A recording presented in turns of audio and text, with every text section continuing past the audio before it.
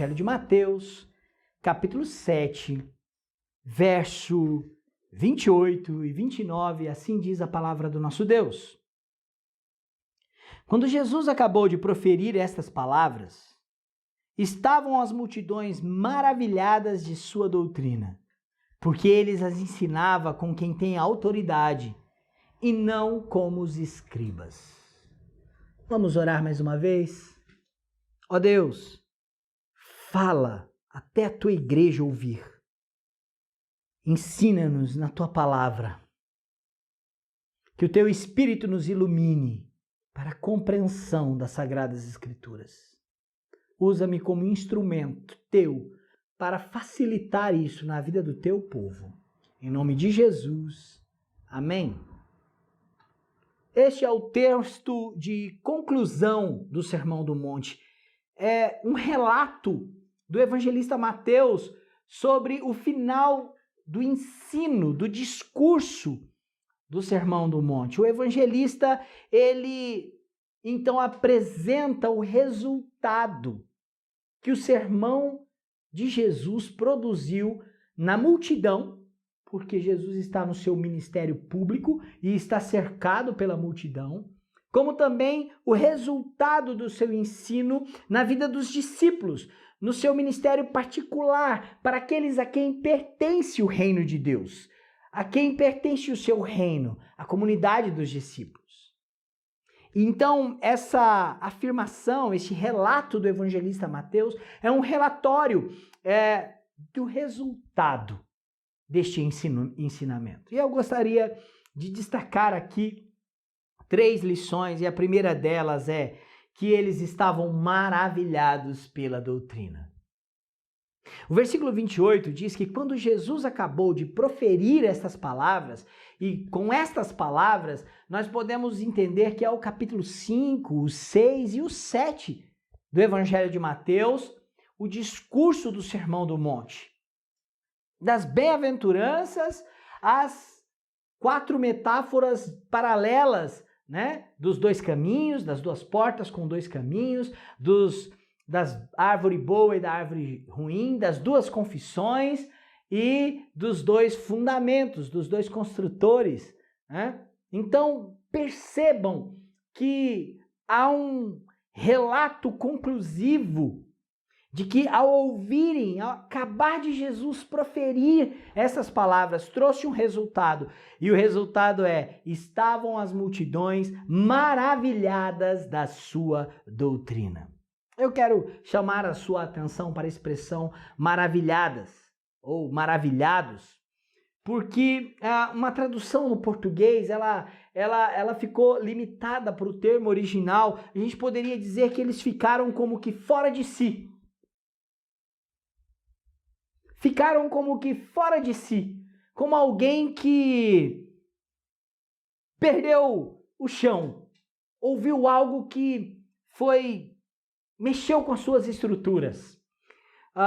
Eles estavam atônitos e dominados de perplexa admiração pelo que Jesus tinha dito. É esse o significado de maravilhados. Eles estavam dominados de uma admiração perplexa. É como aqui, em português, nós temos aquela expressão que a gente costuma dizer, eu fiquei de boca aberta ou de queixo caído. É esse tipo de maravilha e de admiração. Levou os ouvintes do ensinamento de Jesus a uma maravilha, a um entusiasmo de perplexidade, de boca aberta, assim. Aquilo mexeu com os ouvintes. Olha, isso não foi algo pontual no ministério de Jesus. Os seus ensinamentos são ensinamentos maravilhosos. E o evangelista Mateus, por exemplo, relata no final da sessão das parábolas do reino, quando ele está em Nazaré e é rejeitado. Ele é rejeitado lá em Nazaré. Mas no versículo 46 54 do Evangelho de Mateus, no capítulo 13, você ouve este relato. E chegando à sua terra, ensinava-os na sinagoga, de tal sorte que se maravilhavam e diziam: de onde lhe vem esta sabedoria e estes poderes miraculosos? Jesus tem uma mensagem e um ensino que mexe com as nossas estruturas, que nos deixam extasiados, maravilhados, que nos deixam com uma admiração perplexa diante daquilo que ele expõe, daquilo que ele ensina. Nós somos dominados pelo seu ensino. Isso não é pontual no ministério e no ensino de Jesus. Todos os que se deparam com o ensino de Jesus de uma maneira profunda são tocados. No caso de Nazaré, eles se admiraram, mas rejeitaram. No caso do Sermão do Monte, os discípulos foram profundamente tocados por estes ensinamentos e a multidão seguiu a Jesus. Se você continuar no capítulo 8 do Evangelho de Mateus, você vai perceber que as pessoas afluíam e seguiam a Jesus para lhe ouvir os ensinamentos. Quem se sente maravilhado aos ensinamentos de Jesus fica como Maria, que diante de tantos afazeres, das cobranças da sua irmã Marta e de tantas outras tarefas, larga tudo para se assentar aos pés de Jesus e ouvir os seus ensinamentos. E sabe o que é maravilhoso? Jesus tem ensinamento para dar. Olha, certa feita, Jesus, no seu ministério público, incomodou os religiosos. E estes religiosos mandaram guardas para prender Jesus. Você vai encontrar isso no capítulo 6 do Evangelho de João. E no capítulo 7, do Evangelho de João, você perceberá que aqueles guardas, aqueles soldados procuram a Jesus para prendê-lo, para fazer cumprir as ordens que eles receberam de prender Jesus. João, capítulo 7, verso 45 e 46, nós lemos o resultado. Eles voltam, eles foram prender Jesus. E quando eles voltaram sem Jesus. Então as autoridades religiosas perguntam: onde está ele? Preste atenção na narrativa, eu quero que você leia.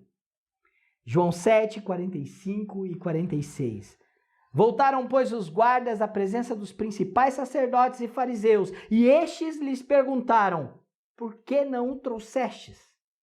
Responderam eles: jamais alguém falou como este homem.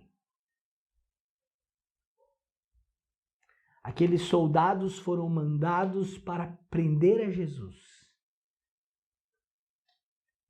E eles então ouviram os seus ensinamentos. E quando eles retornam e são questionados, o que eles têm para dizer é: jamais alguém falou como este homem. Não é apenas um poder de persuasão, não é apenas um poder da prática homilética. Jesus tem uma doutrina arrebatadora, porque eles ficaram maravilhados pela doutrina. É isso que o versículo 28 nos ensina. As multidões estavam maravilhadas das suas doutrinas. Uma doutrina eficaz, porque Jesus valida as Escrituras e as interpreta aplicando de modo transformador na vida dos seus ouvintes. Se você prestar atenção no Sermão do Monte, a partir do capítulo 5, verso 17 até o verso 48, Jesus valida as Escrituras, a lei, os profetas e interpreta de uma maneira que pode ser aplicado, de uma maneira que pode ser vivido e faz sentido, produz vida e transformação. Doutrina tem que ser aplicável. A vida doutrinária bíblica, a doutrina bíblica das Escrituras, ela produz transformação. Agora sim, eu quero ler João capítulo 6, verso 68.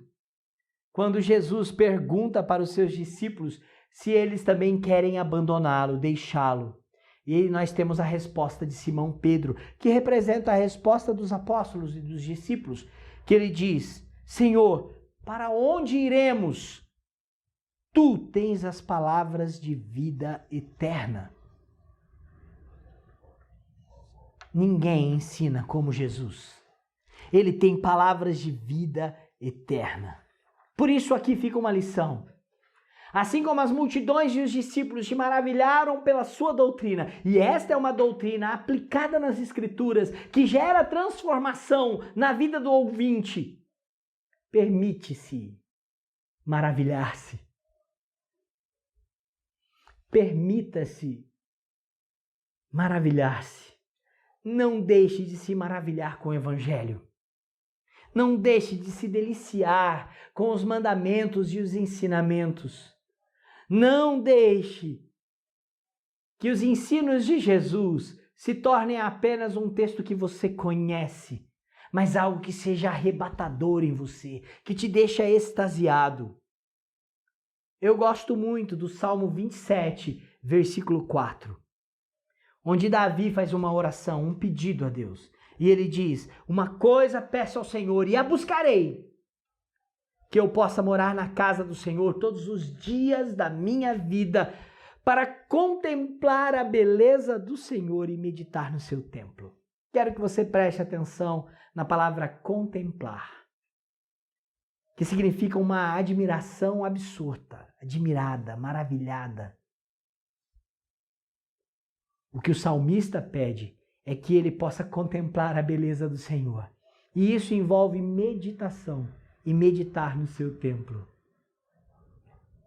Que Deus nos permita, que Deus nos conceda o privilégio de nos maravilharmos com a doutrina de Cristo.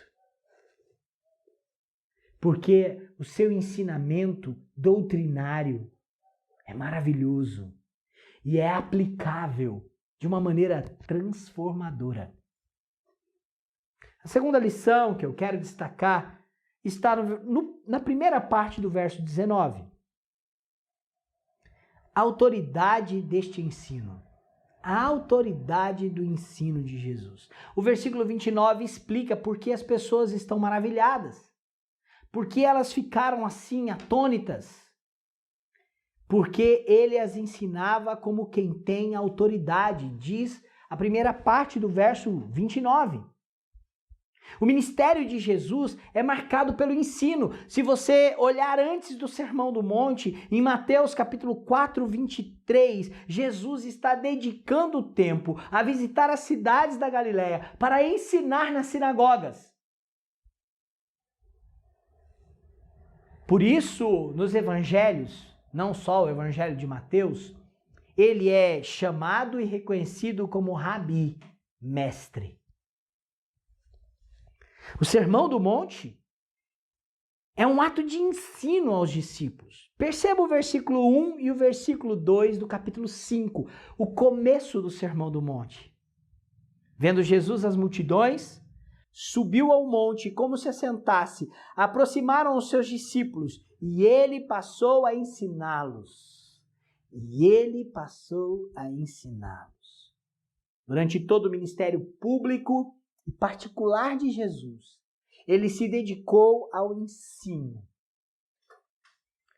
No Evangelho de Mateus, isso fica muito claro.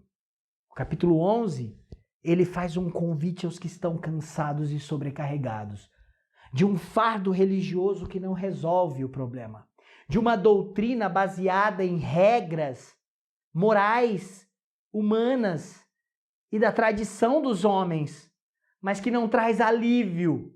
É um fardo pesado para se carregar. Então, no Evangelho de Mateus, capítulo 11, verso 29, ele diz: tomai sobre vós o meu jugo e aprendei de mim, porque eu sou manso e humilde de coração, e achareis descanso para a vossa alma. Aprendei de mim. Jesus investe na vida do discípulo com ensino relevante e transformador. Relevante porque é baseado na sua autoridade. E eu quero falar então sobre a autoridade de Jesus ao ensinar. O versículo 19, quando diz porque ele ensinava como quem tem autoridade, mostra que a fonte da autoridade de Jesus, ela provém do Pai e pertence a Ele. Olha, quando nós falamos da fonte da sua autoridade, Jesus foi questionado, inclusive no Evangelho de Mateus, de onde vinha a sua autoridade para fazer o que ele fazia. A bem da verdade é que Jesus recebeu toda a autoridade no céu e na terra. O Evangelho de Mateus, capítulo 28, o último capítulo do Evangelho de Mateus, no versículo 18, no texto da grande comissão, onde Jesus comissiona a sua igreja, ele diz: toda a autoridade me foi dada no céu e na terra. Toda a autoridade me foi dada no céu e na terra. Ele recebe a autoridade do Pai Celestial e ele mesmo é dono de toda a autoridade. Mas a autoridade de Jesus também vem das Escrituras, da lei e dos profetas, porque ele, Jesus, é o cumprimento dessa Escritura. A lei e os profetas apontam para ele, prefiguram a ele. Por isso que o evangelista João o retrata como o Verbo que se fez carne, a palavra que se encarnou. A fonte da autoridade de Jesus também vem das Escrituras, porque ele é o cumprimento dela. No Sermão do Monte, ele ensina isso no capítulo 5, verso 17, quando ele diz: não penseis que vim revogar a lei e os profetas, eu não vim para revogar, eu vim para cumprir. Olha só, nós já vimos aqui duas lições importantes sobre o final do Sermão do Monte. Sobre este resultado que promoveu na multidão e na comunidade dos discípulos. Eles ficaram maravilhados pela doutrina. E só Jesus pode trazer uma doutrina tão espetacular e maravilhosa que pode nos tomar, nos arrebatar para não apenas contemplá-la, mas transformar-nos. Nós aprendemos que este ensino é um investimento de Jesus e ele o faz com autoridade, porque recebeu toda a autoridade sobre o céu e a terra. E a autoridade das Escrituras se cumpre nele, na obra dele, na pessoa dele, no ensinamento dele. Por fim, eu gostaria de falar da lição, ao terceiro lugar, a superioridade quanto à tradição. O ensinamento de Jesus, o mandamento de Jesus, as palavras de Jesus é superior à tradição. Preste atenção no verso 29. Há uma comparação, um fator de comparação. O verso 29 diz assim: e não como os escribas. E não como os escribas. Ele ensinava com autoridade e não como os escribas.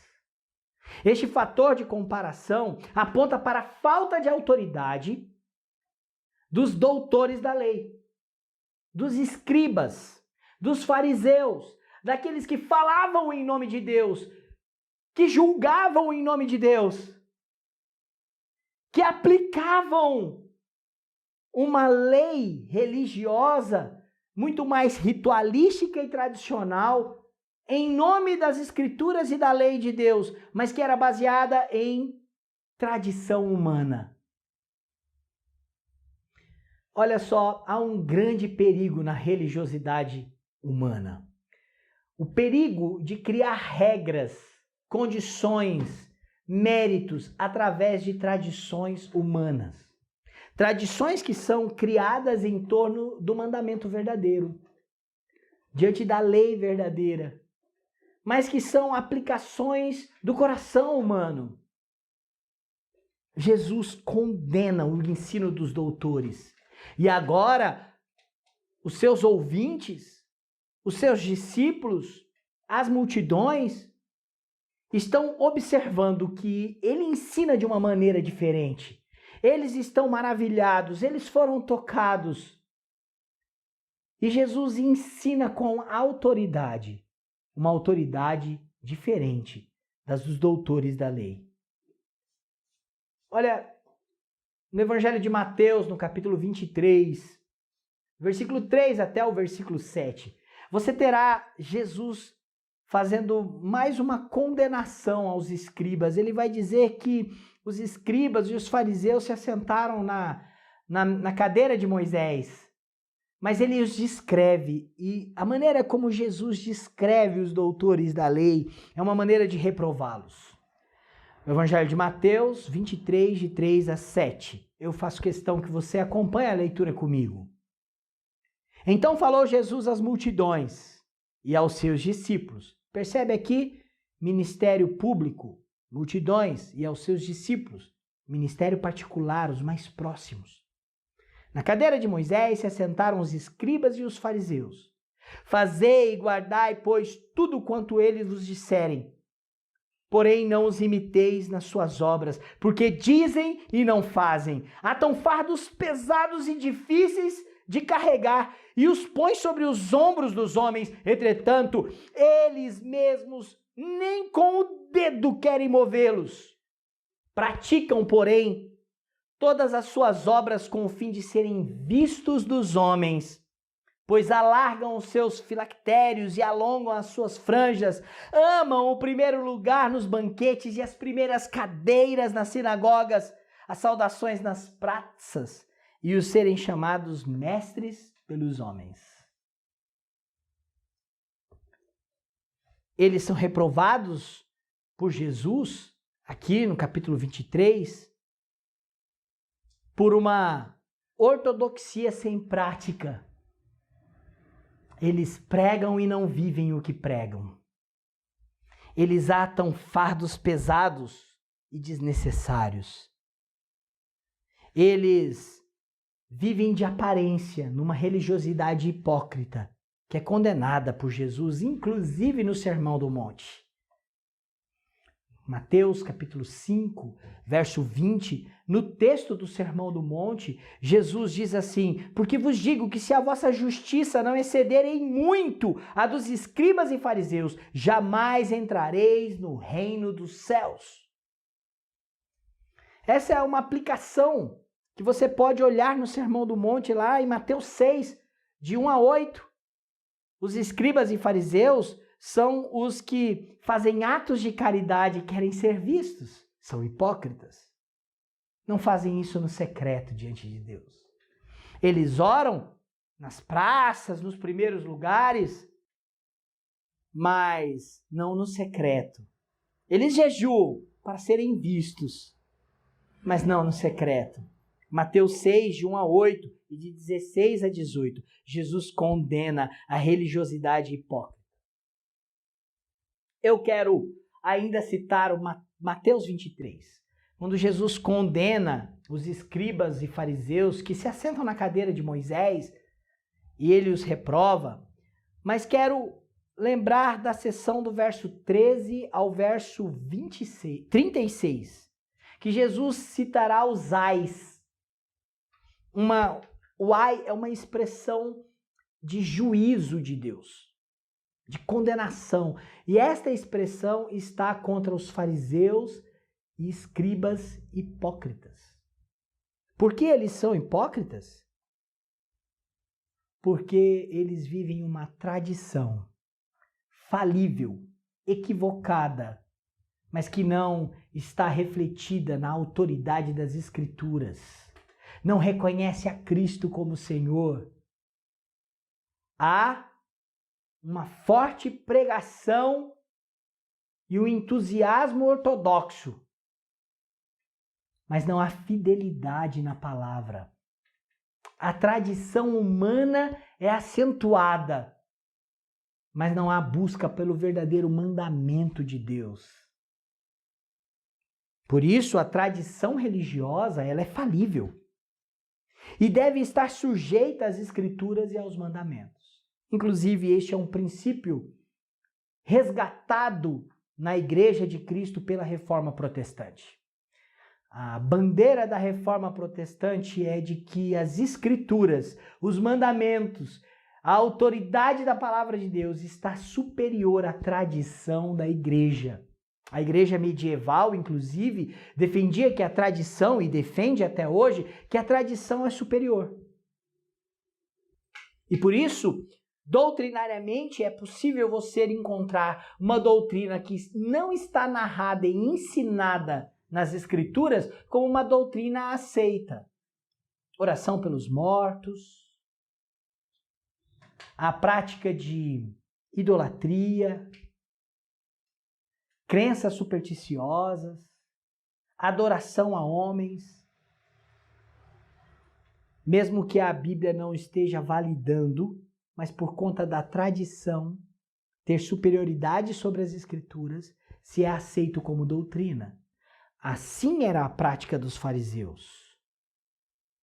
A tradição religiosa é sempre falível e deve sempre estar sujeita à autoridade das Escrituras, à autoridade do Evangelho de Jesus Cristo, à sua palavra, aos seus mandamentos.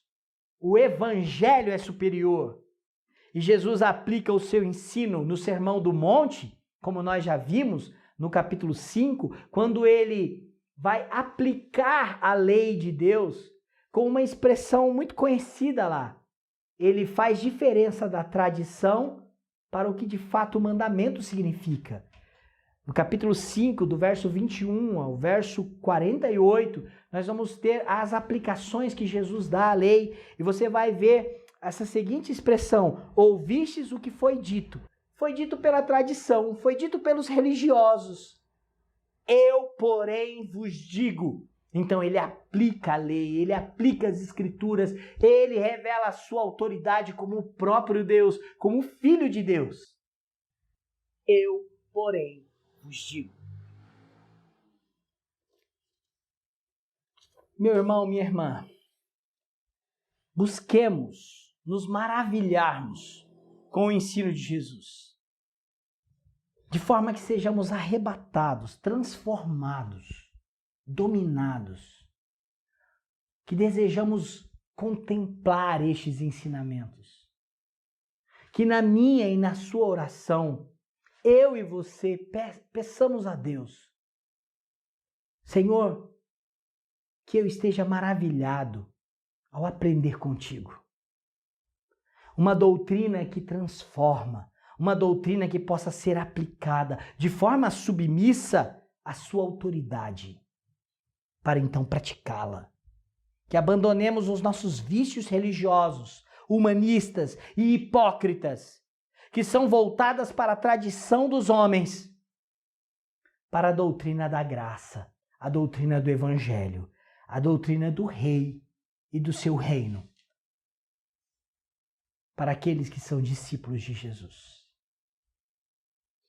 Que Deus te abençoe, que Deus te fortaleça, que Deus te faça um discípulo que se maravilha com as doutrinas de Cristo.